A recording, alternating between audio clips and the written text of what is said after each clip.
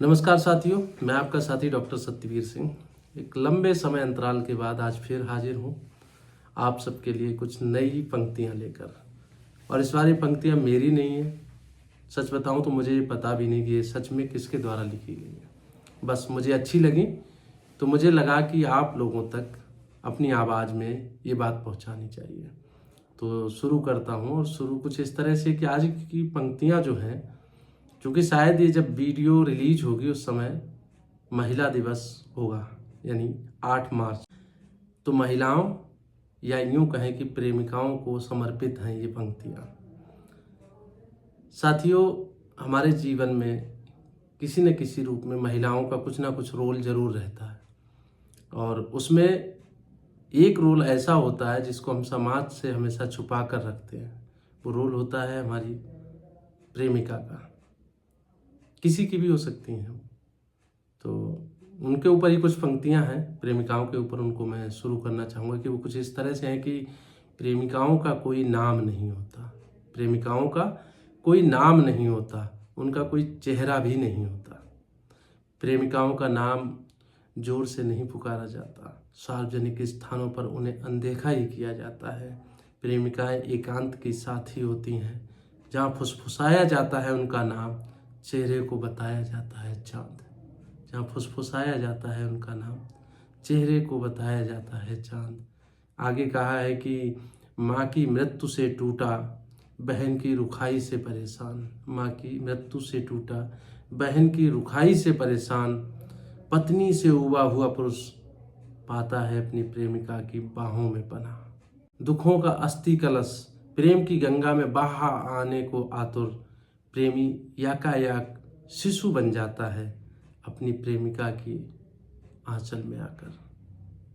प्रेमी याकायाक शिशु बन जाता है अपनी प्रेमिका के आंचल में आकर। प्रेम का ये सबसे पवित्र क्षण होता है, लेकिन ये पवित्र क्षण केवल एकांत में संभव है। प्रेम का ये पवित्र क्षण होता है, लेकिन ये पवित्र क्षण केवल एकांत में संभव है, सिर्फ एकांत में संभव है। आगे कहा है कि प्रेमिका को फूल और खुशबू पुकारता है। जब मौज में होता है प्रेमी, खुश होता है जब प्रेमी, तो प्रेमिका को फूल और खुशबू पुकारता है। कहता है तुम तो 40 में भी 29 की लगती हो। कहता है तुम तो 40 में भी 29 की लगती हो। 29 में मिलती तो हम साथ फिल्म देखने चलते। अब ना कोई टकरा जाएगा थिएटर में, यूँ सबके सामने तमाशा बनाना ठीक नहीं। अब तो कोई टकरा जाएगा जान पहचान वाला, अब तो कोई टकरा जाएगा थिएटर में, सबके सामने तमाशा बनाना अच्छा नहीं लगता, अच्छा नहीं लगता। प्रेमिका अनसुना करती है, पूछती है चाय तो पियोगे ना। प्रेमिका अनसुना करती है, पूछती है चाय तो पियोगे ना। खूब अदरक डाल के बनाती है चाय, देर तक खौलाती है चाय नहीं मन। खूब अदरक डालकर बनाती है चाय, देर तक खौलाती है चाय नहीं मन। फिर कसेलापन दूर करने के लिए 1 चम्मच चीनी ज़्यादा डालती है। फिर कसेलापन दूर करने के लिए 1 चम्मच चीनी ज़्यादा डालती है। प्रेमी को उसके हाथ की बनी चाय खूब पसंद है। प्रेमी को अपनी प्रेमिका के हाथ की बनी चाय खूब पसंद है। लेकिन क्या है कि प्रेमिका सुख की सबसे आखिरी हिस्सेदार होती है। प्रेमिका हमारे जीवन में या किसी के भी जीवन में ऐसी होती है कि जो उसके सुख का सिर्फ आखिरी हिस्सा अपने जीवन में उतार पाती है। तो कहा है कि प्रेमिका सुख की सबसे आखिरी हिस्सेदार होती है, दुख की पहली। प्रेमिका सुख की सबसे आखिरी हिस्सेदार होती है, दुख की पहली। प्रमोशन मिलने पर पुरुष सबसे पहले पत्नी को फोन करता है, चेक बाउंस हो जाने पर प्रेमिका को। यही अंतर है पत्नी और प्रेमिका में। प्रमोशन मिलने पर पुरुष सबसे पहले अपनी पत्नी को फोन करता है, पर चेक बाउंस होने पर प्रेमिका को। प्रेमिका पूछती है कितने पैसों की जरूरत है। प्रेमिका पूछती है कितने पैसों की जरूरत है, कहो तो इंतजाम करूं। प्रेमिका पूछती है कितने पैसों की जरूरत है, कहो तो इंतजाम करूं। नहीं, मैं तो बस बता रहा था, तुमसे पैसे कैसे ले सकता हूँ। प्रेमिका पूछती है कितने पैसों की ज़रूरत है, कहो तो इंतज़ाम करूं? नहीं, मैं तो बस बता रहा था, तुमसे पैसे कैसे ले सकता हूँ? प्रेमिका को न जाने क्यों ख्याल आता है, प्रेमिका को न जाने क्यों ख्याल आता है, पैसे प्रेम से अधिक कीमती है। प्रेमिका को न जाने क्यों ख्याल आता है कि पैसे प्रेम से अधिक कीमती हैं, लेकिन कहते कहते रुक जाती है। ये फिल्मी डायलॉग सा सुनाई देता है। प्रेमिका को ख्याल आता है कि पैसे प्रेम से अधिक कीमती हैं, कहते कहते रुक जाती है। लगता है कि फिल्मी सा डायलॉग है।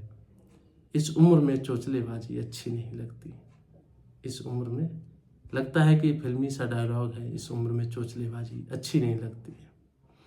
आगे कहा है कि कभी अचानक मॉल में प्रेमी के टकरा जाने पर, कभी अचानक मॉल में प्रेमी के टकरा जाने पर वो देखती है उसकी अनदेखा करने की कोशिश।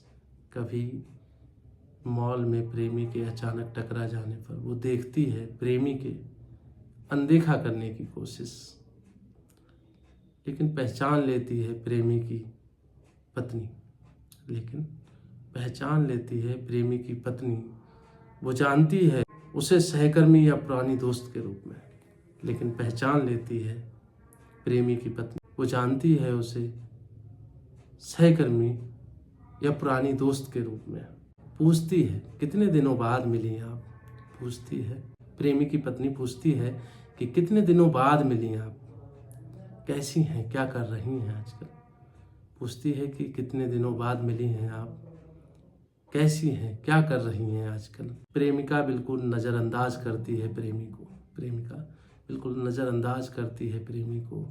फिर जल्दी का बहाना बनाकर निकल जाती है बाहर। प्रेमिका बिल्कुल नज़रअंदाज करती है प्रेमी को, फिर जल्दी का बहाना बनाकर निकल जाती है बाहर।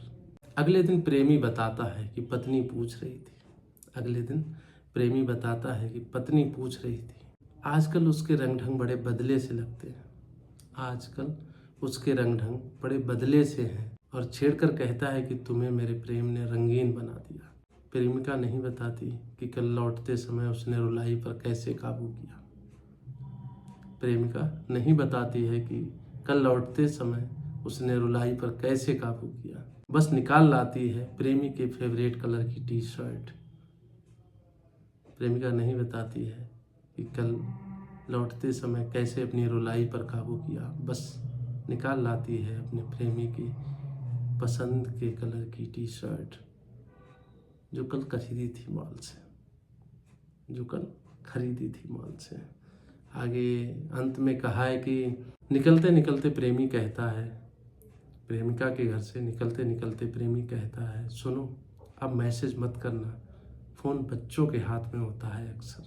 फ़ोन बच्चों के हाथ में होता है अक्सर। जाते हुए प्रेमी के माथा को चूमने को उद्यत प्रेमिका, जाते हुए प्रेमी के माथा को चूमने को उद्यत प्रेमिका खींच लेती है पीछे अपने पैरों को, खींच लेती है पीछे अपने पैरों को। कार में बैठते ही प्रेमी भेजता है एक कोमल सा संदेश। कार में बैठते ही प्रेमी भेजता है एक कोमल सा संदेश।